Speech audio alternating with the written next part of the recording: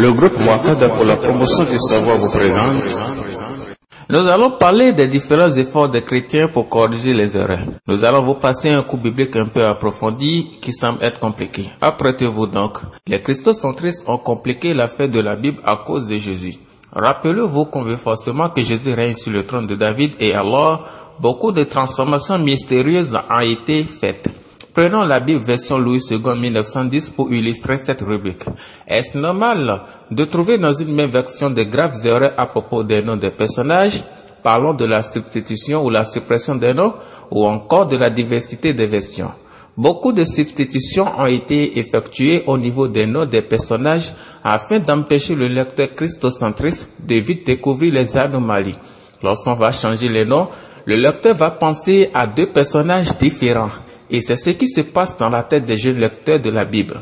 Je vous donne quelques exemples. Dans la Bible Louis II 1910, on vous avait parlé de Pérez, l'enfant bâtard de Judas que lui engendra Tamar. Les gens ont écrit Pharez à sa place dans le Nouveau Testament.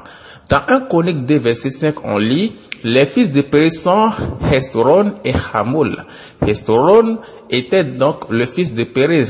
Or, dans Matthieu 1 et dans Luc 3, le nom de cet enfant a été changé par Esrom. Dans la même version, bien sûr. On lit Pharez, c'est-à-dire Pérez, engenda Esrom. Regardez bien l'orthographe des noms. Dans l'Ancien Testament de la même version Louis II, on écrit que le fils de Pérez est, j'appelle le nom H-E-T-S-R-O-N.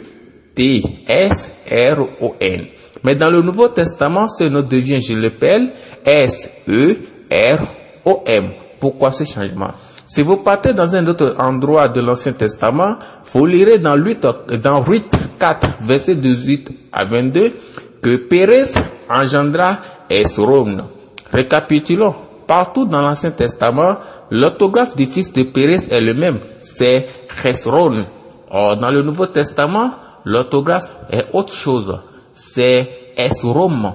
La simple explication que nous pouvons donner à ces variations de noms est que le groupe qui a traduit l'Ancien Testament de la version Louis II est totalement différent de celui qui a traduit le Nouveau et il n'y a pas eu de transfert de données entre ces deux groupes. D'autres erreurs au niveau de l'orthographe des noms dans Louis II. Dans 1 Chronique 2 verset 9 et Ruth 4 verset 19, le fils de Hesron, c'est-à-dire le petit-fils de Pérez, s'appelait Ram.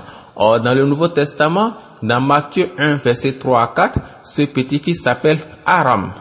Alors, dans 1 Chronique 2, verset 10 et Ruth 4, verset 20, on a Ram agenda Aminadab.